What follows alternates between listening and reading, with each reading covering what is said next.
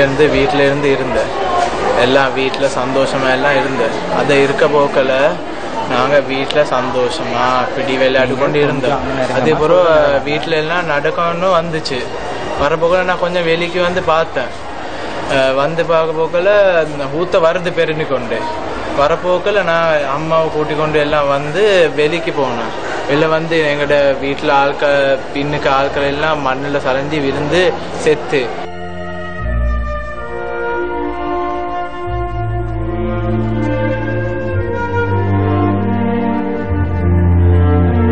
தன்னுடைய பல நண்பர்களை இந்த குப்பை மேட்டிற்குள் காவு கொடுத்த இந்த சகோதரர் இன்று தனியாக அவருடைய குடும்பத்துடன் வாழ்ந்து வருகின்றார்.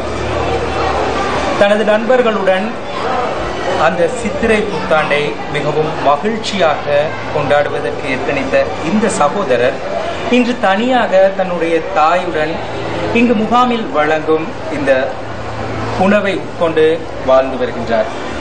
இந்த குடும்பம் சுமார் 3.5 ஏக்கர் நிலப்பரப்பில் தங்களுக்கான சொந்த வீடை அமைத்துக் கொண்டு குடும்பமாக வாழ்ந்த இவர்கள் தற்போது இந்த சிறிய பகுதிக்குள், முகாமில் வழங்கப்பட்டிருக்கும் இந்த சிறிய பகுதிக்குள் தங்களுடைய வாழ்க்கையினை நகர்த்தி வருகின்றார்கள். எங்களோட ஒரு தெரிஞ்ச அக்கா தங்கச்சினா பிள்ளைங்க 2 பேர் அவங்க எல்லாம் செத்துட்டாங்க. அதில் இது எங்களுக்கு சரியான வருஷம்.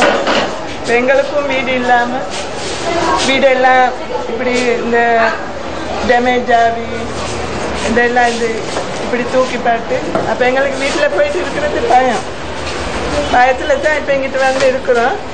எங்களுக்கு வந்து போக வைக்கன்னு பெரிய சொந்தம் மாதிரி யாரும் இல்லை, போயிட்டு இருக்கிறதுக்கு சரி எங்களுக்கு நிம்மதியாக பாதுகாப்பான இடம் ஒன்று தந்து எங்களுக்கு வீடு தரணும்.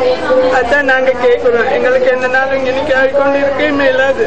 குப்பை மேட்டினால் மலர்வதி போன்ற பலர் தங்களின் உறவுகளையும் உடைமைகளையும் இழந்து இன்று கண்ணீர் வடிக்கின்றனர். கொழும்பின் குப்பை தமக்கு சுமையாக மாறியுள்ள நிலையில் அதிலிருந்து தம்மை பாதுகாக்க வேண்டும் என்பதும் நிம்மதியான வாழ்வுமே தமது எதிர்பார்ப்பு என்று இந்த மக்கள் கூறுகின்றனர்.